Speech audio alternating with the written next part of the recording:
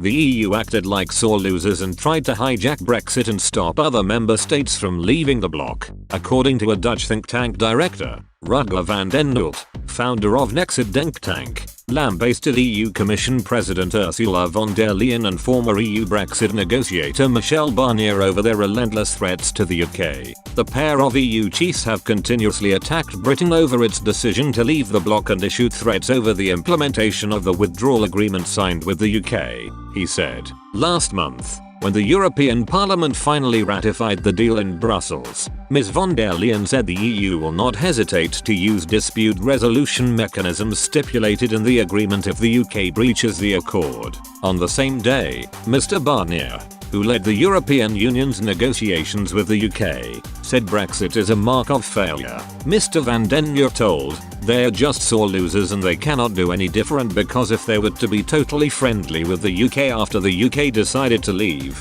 then it would only engage other countries to follow the same route. So they made an agreement among themselves in the beginning.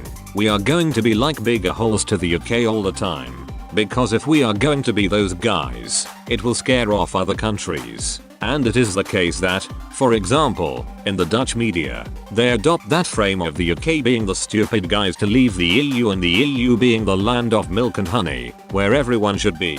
And if you leave you're stupid and so on. So it is just to engage that media and to get that word out there that makes people think that they made the right decision to stay rather than to advocate the perfect decision of the British people to get out. Brussels' attitude towards the UK has infuriated politicians on this side of the channel. Most recently, Northern Ireland's Economy Minister Diane Dodds said the EU must stop punishing her nation over Brexit. Mrs Dodds highlighted the difficulties businesses in the region were having bringing in goods from Great Britain as a consequence of new red tape required under the terms of the Northern Ireland Protocol. The protocol, which was incorporated into the Brexit withdrawal agreement to help avoid a hard border on the island of Ireland, has left Northern Ireland tied to a range of EU customs and regulatory rules. The UK and EU are at loggerheads on efforts to reduce some of the bureaucracy the arrangements have created on the movement of goods from Great Britain into Northern Ireland. Mrs Dodds was responding to an assembly question from KOM Archibald, who had urged the minister to develop a strategy to enable the region to maximise the opportunities offered by the protocol,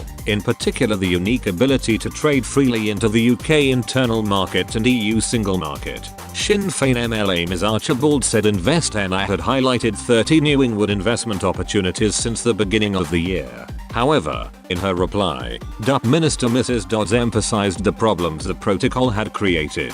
She said, in relation to the protocol, "We must absolutely sort out the damage that the protocol is doing to those supply chains and those businesses that I write weekly to Lord Frost about and the difficulties they are encountering with their trade from GB to NI." Mrs Dodds added, "Many of the difficulties that businesses encounter are not because of Brexit. They are actually because of the protocol, and they're because parties in this house voted and have stridently asked for the rigorous implementation of that protocol. So we really do need to look at the whole picture for investment in Northern Ireland, and we need to offer people a holistic view of what Northern Ireland has to offer.